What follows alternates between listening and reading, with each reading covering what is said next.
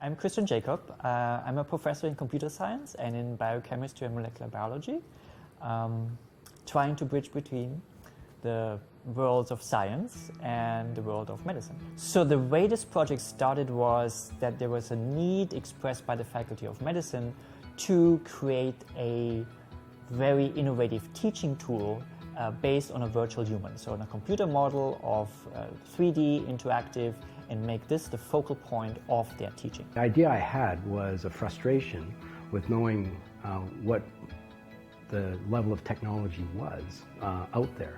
We've created with a view to produce an educational item that is actually going to help people learn. So you can zoom in, zoom out, basically fly through that human body and then make it alive. So add physiology, be able to really explore the different processes and functions inside the human body. So one of the big challenges in this project was that the tools didn't exist. So we had to build the tools and the frameworks from scratch. And also for the anatomy, that's something that we got from Zygote Media Group. And that gave us a nice database of 3D anatomy. But now the next challenge is to bring those textbook diagrams and images to life as 3D simulations. So we can explain things like transcription of DNA within a cell using a 3D model.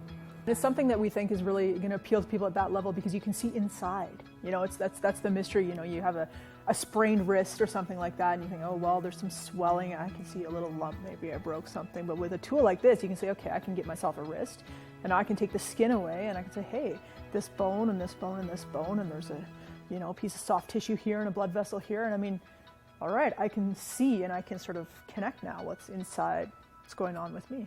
Classically, these systems are on really big computers because you can imagine that simulating the human body is a very expensive task. So what we are trying to do and have done to some extent already is to scale everything down so that it remains interactive. And the consequence for that is that we can now put this on an iPad and now it becomes even touch interactive with a touch interface. It's very lightweight simulations and everybody can basically take it away in their hands because it's on a mobile device. But finally, for the first time, we have mobile devices where we can actually put a database of all of human anatomy and be able to render and interact with that in your hands.